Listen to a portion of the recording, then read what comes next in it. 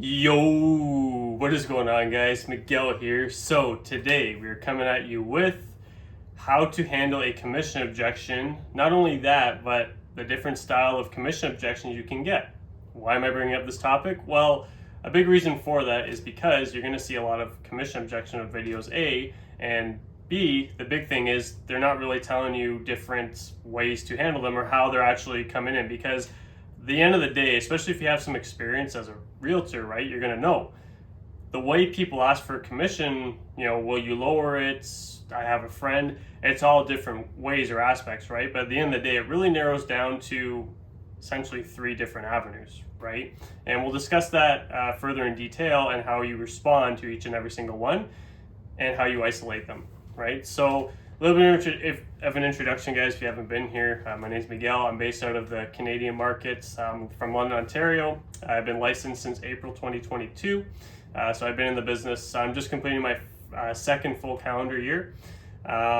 This year so far, I'm 36. I'm 34 closed. I have two that are conditionally sold in Ontario. That means under contract. I am 36 units total for 16 million in volume. I have a full-time assistant as well.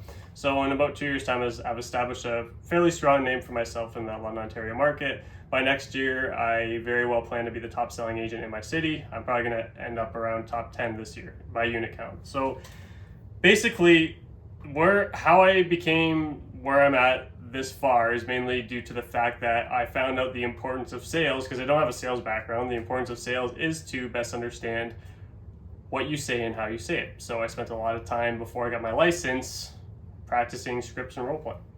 So that way I knew I can at least try to master dialogues, right? I'll never become a master in dialogue, because no one ever will be, but you can show people, or people can at least observe you as a master in your dialogues if you know how to say it without stuttering or whatnot, right? And that all comes down to how you say it. People will hire you based on how you make them feel, which all comes down to what you say and how you say it, right? So in this video, again, we're going to discuss the different ways. There's three really, right? We'll discuss four, but the different ways people will give you a commission objection and how you best handle them, right? So I'll go through all those with you guys. The big thing when it comes to a commission objection, or any objection of that, is you got to have a pattern, right? So if you guys ever are struggling, or you're really trying to stay to the book, I got to know the script, or you're trying to stutter because you're trying to think of the script, number one, you can eliminate a lot of that by just simply practicing it, right? But let's say you don't have a lot of practice with the script. It's really easy to mitigate it by, again, number one, experience comes in handy for sure, but there's a simple pattern you can use when it comes to objection handling. And that would be agree, repeat, ask another question. Okay, agree, repeat, ask another question. So it's a good formula to use if you're ever stuck, right? So you never want to argue with a prospect or a client, no matter how stupid it is what they say, right? And you'll understand that, and I myself in 2 years am experiencing why sales is such a skill set, because I have clients myself who would have no clue how to handle certain situations because they just simply don't know how to handle tough situations or how to communicate through them, right? That is definitely a skill set I've obtained over the years, where I know how to be a solution-based problem-solving agent by simply keeping a level head and just not arguing with people, right? So agree, repeat, ask another question, right? That'll get you out of a lot of situations, and it gives you a lot of time to think. It also gives you a good chance to isolate certain things so that you kind of boil it down to where you need to be, right? You need to be in control or direction of the conversation.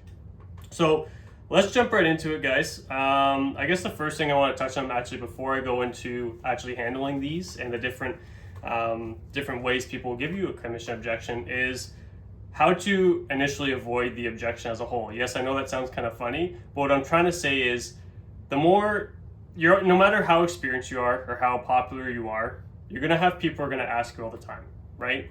Now, it becomes less common of a question when people up front see the value. How do you show value? Well, number one, you can demonstrate your value by simply telling people how well you know the market, right? From your, this neighborhood, this 123 Main Street sold for this. The reason why this section of the neighborhood is more expensive is because of this, blah, blah, blah. Your knowledge on the area and market trends will easily show people why you're worth that 5% in a shifted market. In my market, 5% is a full rate. The average buyer commission is 2%. So an average is like 4%, but you're getting a good rate if you're going between 5 or 6, right? Because we're getting 3, sometimes 4 on our end if we're listing, right? just to give you guys some background, because I know it's different everywhere, right?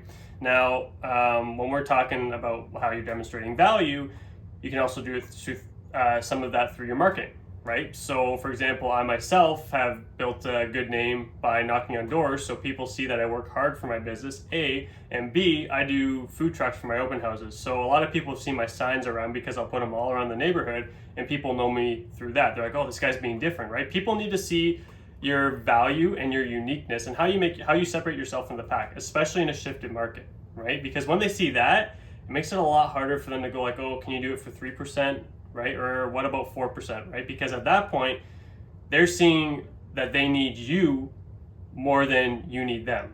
Does that make sense, right? So if they see that, they're going to be like, oh, I'm going to hire this guy, right? More or less, and they're not going to challenge you on it. The other thing is that a lot of the clients that won't challenge you on your commission are usually going to be your best clients, because at the end of the day, there are people that will not hire you for your full rate, right? That's the reality, right? And I'm not saying go in and drop the listing if they're not hiring at a full rate, okay? I'll be honest, I've taken some listings at a bit of a discount myself, but at the end of the day, I know that's going to be an investment for me, because I may offer to do it initially like that. Now, I'm not going to be like, hey, I'm doing it for 3% or whatever, like out of, immediately, right? It might be a long negotiation. We kind of come to a point where it makes sense for me financially to take it on, but that client is going to be a really good long-term client, is going to be referring me, right? There's things you have to balance out, right? I never want you to be super stubborn on your price, but it also comes into negotiations where you should always start higher than where you expect it to be, right? Because if you start higher and negotiations happen, you want to meet them right here. But now going back to that statement I made about people just believing in lower rates, I'm from Portugal, right? I'm European. I understand that my dad is kind of like that. He doesn't want to hire people for full value. And some people are just like that. You're not going to get them off that belief no matter what, because that's the way they were raised. You can help demonstrate that, but there's simply some people that will want to hire someone for 3% and will do so through there's a lot of people that will do it through their same demographic or whatever, right? There's people there that will take that on, and they're never going to fully believe in doing it for 4%. At the end of the day, those are probably clients you're going to pass on. Okay, at the end of the day, you can't work for everyone. You're not a proper fit for everyone. Neither is a client going to be a good fit for you. Okay, so just have that understanding before you start dropping listings like, oh, this is my percentage. You know what I mean? Because a good negotiator does not act that way. They help demonstrate the value to the client so they understand why you're worth that. And if it needs to come down to a situation where you can work things out, go ahead, but make sure it's worth your time. That's what I'm trying to say. Okay, so the easiest way you can avoid that commission objection, again, you're gonna get asked it regardless. Like, you'll never go through your whole career without someone asking. No matter how good you get, someone will ask it, right? It's just you're gonna get it asked less and less if you can demonstrate to the public that you have good value. On top of that, my Instagram videos, my reels for my listings usually get between 30 and 50,000 views. So people see that and they go like, yeah, I need this guy, because listings aren't selling, right? So if you can take in the understanding that listings aren't selling and they need a market expert that has a serious difference from the rest, then you have the firm belief that they need you more than you need them. I hope that makes sense. So let's go into the different commission objections that you may hear, right? So I wrote down 4 of them, and I'm going to go over them here. So number 1 is your commission's too high, right? Okay, that's number 1. Your commission is too high. Number 2, I have an agent that will do it for less. Okay, or I have a family member that will do it for less. We'll get into that as well. So I have 2 ways to handle agent will do it for less, and then we'll kind of go. You just decide which one you want. The more you have, the better, right? But you just decide which one you want, right? I want a discount. So there's some people that are going to ask you for a discount to have the same services, right? They'll just say, oh, I want you to give me a discount, but I want full service for 4%, right? They want everything you do for a little bit of a discount, right? Which is totally fair for some people to ask. At the end of the day, you got to demonstrate to them why you're not going to do it for a bit of a discount, right? The other one is too, what do you charge? Okay, so that's going to be over the phone, right? It basically boils down to 3 different objections, but I'm also going to throw in the what do you charge, because it kind of relates to this video, right? So we're going to cover all those in full, and I'm going to go over through with you guys each one, break it down. So let's start with number 1, which is going to be, Miguel, your commission's too high, right? Now, for the first 3, up until we get to how much do you charge, we're going to just assume we're sitting down at the listing table, we're we're basically sitting down already. We're ready to sign paperwork pretty well, right? So the first commission objection is, how much do you charge? Okay, so let's start role playing. Hey Miguel, how much? I'm just going to say the client's name is John. Okay, so for all the client's sake, the client's name is John. Okay, so hey Miguel, how much commission? Hey Miguel, your commission is too high. So that's the first objection. Miguel, your commission is too high. John, I can totally appreciate that. It is a very valid concern. So the market has shifted, and a lot of people are asking for a bit of a discount these days. I totally understand. And John, are you aware of some of the challenges we may face when we are working with a discount? Well, John says, well, I'm not sure, right? Because once we start taking money away, when we start working with a discounted rate, then that means we're going to start taking money away from the marketing. We are going to start taking money away from the buyer's agent's incentive to come out and actually show your home. And John, that in my experience, that will very well place you and your property into a situation where you will be netting less on the sale. Now, I understand you're asking, or I'm at least taking that you're asking me about discounting my rate because you're looking to net the most amount of money. Is that fair to say? Yes. Okay, great. Why don't we take a quick look over my 16-step plan of action? Keyword, have your 16-step plan of action ready. Have a plan of action so that you can show them your value. Why don't we just take a quick look over my 16-step plan of action, and I can therefore demonstrate you some of the ways that I've been able to net my sellers 2.1% higher than the average agent and sell for 18 days faster than the average. Does that sound good? Great. You got a bunch of yeses going in, right? You show them your mark. Mine's a 16-step plan of action, right? Yours might be 23. I don't know, right? Off script, of course. Going back into the role play, we've already discussed we've gone through all 16 steps in my personal experience, in my personal booklet.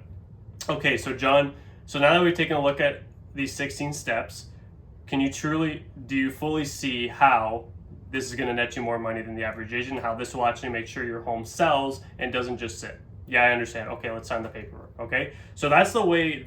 Whenever someone asks me, so off script obviously, whenever someone asks me, Miguel, your commission's too high, and they're looking to net the most amount of money. So when you isolate and they're looking to net the most amount of money, you can also say something too, like, what I hear you saying is you're looking to net the most amount of money. Is that fair to say? Yes. Okay. So understand that. Are you aware of the challenge that may create when we're trying to sell your home, when you go through that? So basically, once you've isolated it, that's the commission objection you want to give, right? You start taking money from the marketing. That's the one you want to go down if they're looking to net the most amount of money, okay? The second one you'll go down you'll get asked is, I know another agent that will do it for less. Now, this is the one you're going to get most commonly asked because there's a lot of agents who are offering their services discounted right now, right? There's a lot of discount agents in a shifted market and people are struggling, right? So I have two different avenues for that, okay? Now, they're basically both the same. You can choose which one you like most. I'm going to say the one that I normally use, and I'm going to say another one that I have in my back pocket, okay? So John asked me, Miguel, I have another agent that will do it for less. Hey, totally fair. At the end of the day, there's a lot of great agents who are offering their services at a bit of a discount. I think that's a good thing. I don't blame you for at least considering that option, John. And I'm curious, was this discount offered to you up front, or was this negotiated between the two of you? Now, more than likely, in regards to what they say, John's probably gonna say, this is something we negotiated. They're gonna be real proud, right? And on the other side of it, they may say, oh, there's a guy on a billboard I know, or this guy I know offers 3%. I know of a guy who's offering 3% or 4%, right? Regardless of the outcome, you might need to phrase your words a bit differently, but it's going to be the same into the next step. So I'm going to go back to the role play. Okay, great. So what I heard you saying was, so you negotiate between the two of you, right? Okay, and how long did those negotiations take? John's going to say, oh, well, they pretty well right away. He came down 1% right away when I asked him.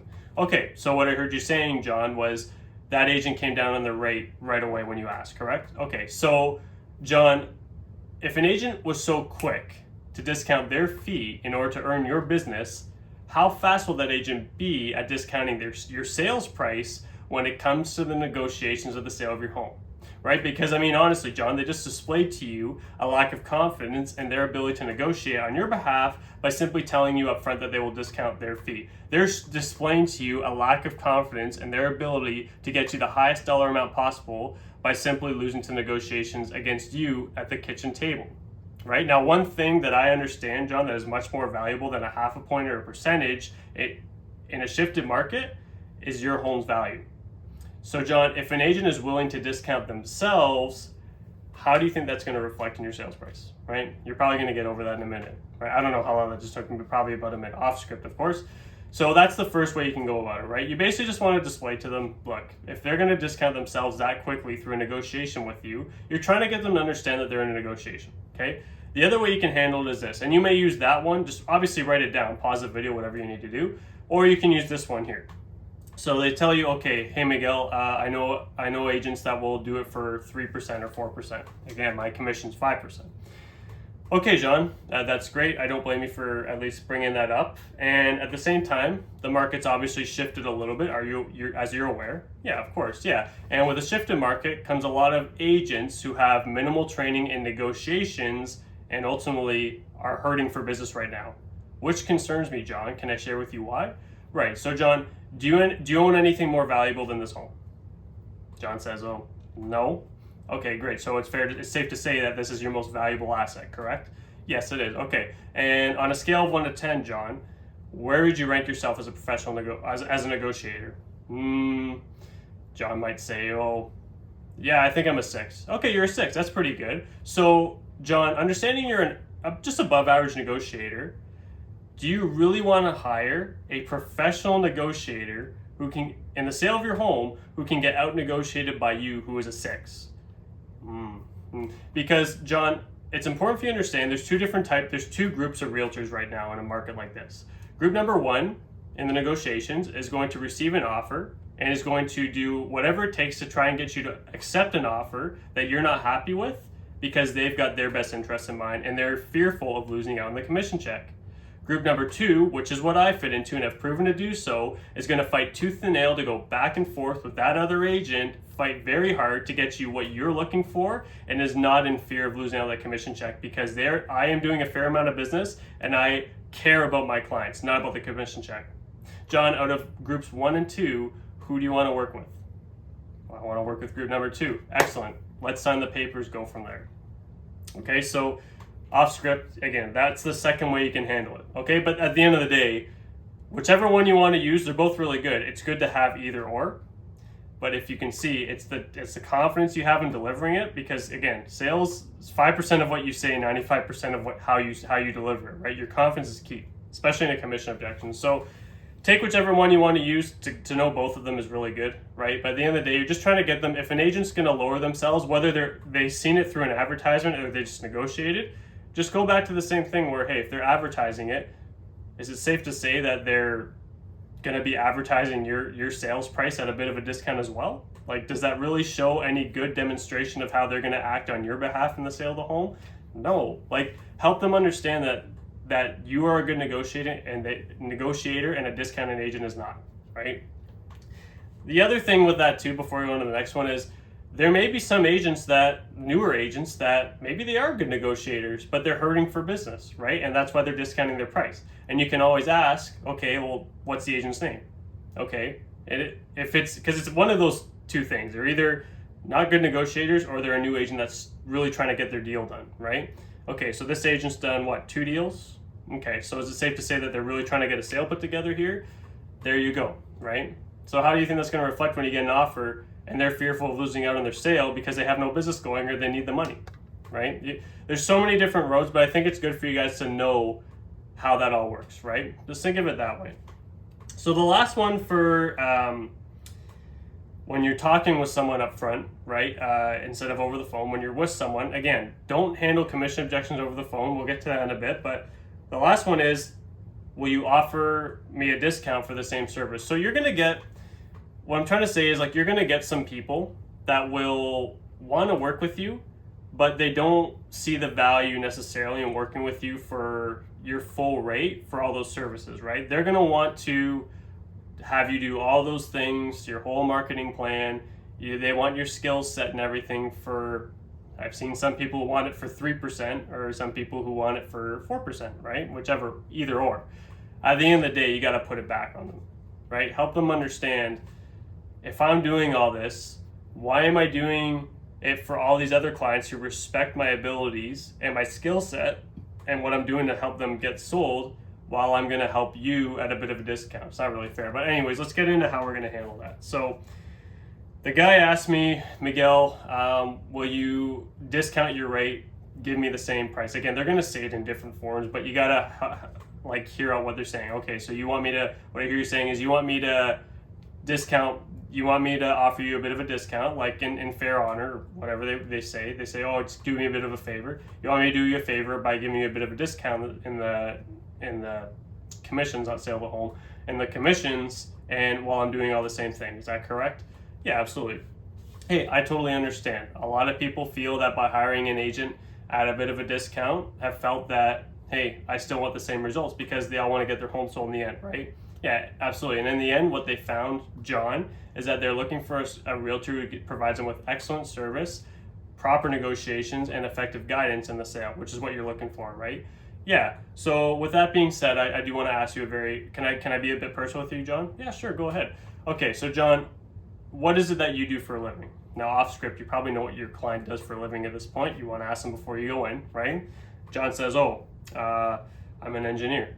Okay, engineers are probably going to be, analyticals are the most likely to ask you this question, by the way. So going back to script, okay, so you're an engineer, great. And again, being a bit personal, how much do you make an hour by salary? Oh, okay, I make $50 an hour. Okay, that's a great salary, right? And you obviously feel like you're, given all the work you've put in, you definitely feel your value there, correct? Yeah, absolutely. My work pays me well. I do this and that. They start getting a bit proud of what they're doing for work, right? Yeah, absolutely. And the world needs engineers, right? Blah, blah, blah. And John, so let me ask you a question. If your workplace that you're working for right now, they come up to you and go like, okay, John, knowing he makes $50 an hour. Okay, John, so and you work 9 to 5? Yes, I work 9 to 5. Okay, great. So John, if your boss came up to you and said, hey, John, I need you to work still from 9 to 5. I need you to still do all the things, but I'm going to cut your rate down to 40. Just put it back on if they're asking for like 5%, whatever that same percentage is. I'm going to put you down to $40 an hour, and we're going to keep it like that. John, how are you going to feel as the professional working there when they come down and cut you $10 an hour? Are you still going to want to work there and do the same amount of work? Maybe not, right? So John, do you understand how the services that I'm providing it's a job, right? I'm trying to get your home sold for the most amount of money, and by doing so, the other people I'm working with, I would be doing them a bit of a disservice if I was still providing you with excellent service and giving you a bit of a discount. Does that all make sense? Yes. Okay, so let's sign the paperwork, right? Now again, some people might give you a bit more pushback, but you at least understand how to go these different avenues, right? Off script, of course, right now. So at the end of the day, if they ask you to provide them with the same, like they're asking you for a favor to do the same amount of work for a lower rate, put it back on them by asking them what do they do for a living, how much they make, their hours, and say, hey, would you be doing the same amount of work for a lower hourly rate? Like, be honest with me.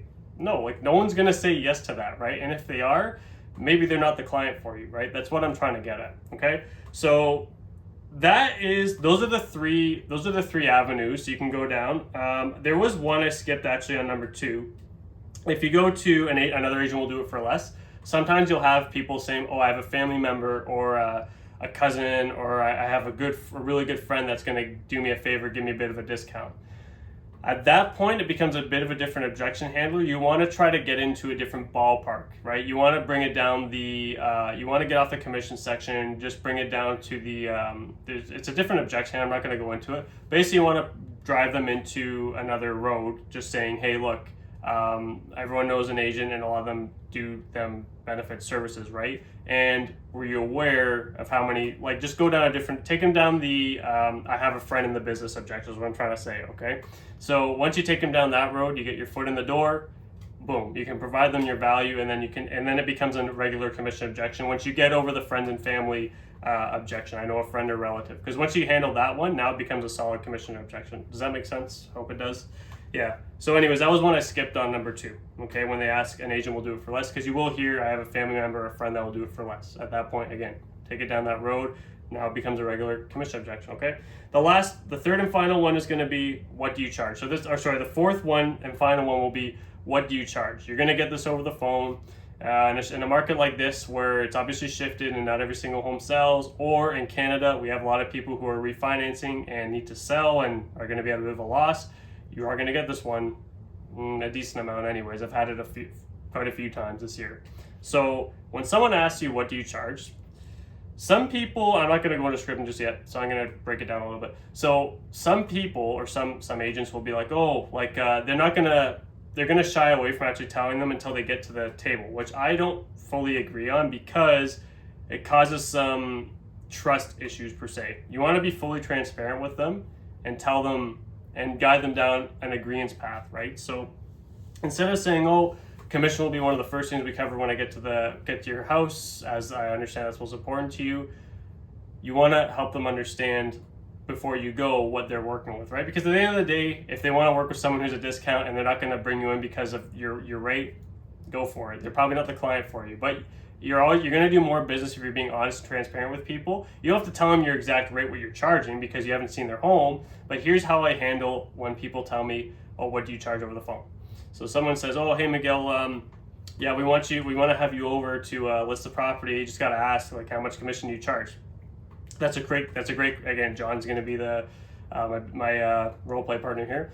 That's a great question, John, and I'm super glad you asked that. As you're aware, I'm a solo realtor, and I do everything for my clients up front. I pay for all my marketing, staging, and stuff like that. And because of that, my commission, John, is between 4% and 6%, right? I do things like staging, I do photos, like I kind of explain to them my marketing structure.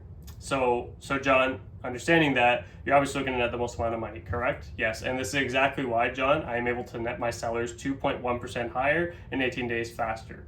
Okay, so we're gonna cover that in my marketing structure when we're there. But again, I have not seen your home, and that's going to be one of the things that I tailor into my marketing structure and my commission structure when we're discussing the commission. Does that make sense? Yes, it does. So I understand the way I just handled it there wasn't very clean. Okay, but it's just I tell them what I'm trying to say is whenever someone asks me, I tell them a range, right? I say between 4 and 6 because my rate is between 4 to 6. And I'll tell them, look, I charge between 4 to 6%.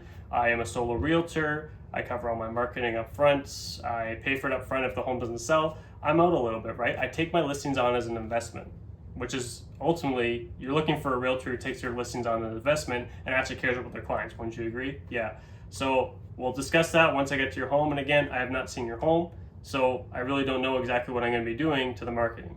So that way they understand why you're giving out a range and you're not hiding the commission. You don't want it to be a big surprise when you go there is what I'm trying to say, right? So again, I don't have for that one, I don't have a fully structured. It basically is like what I just said is how I handle it. I tell them 4 to 6%, and I'm a solo realtor, and I do handle staging, sometimes painting, stuff like that, right? But it all depends on when I see their home. I tailor all that into one conversation and just bring it back on them just to get my foot in the door, right?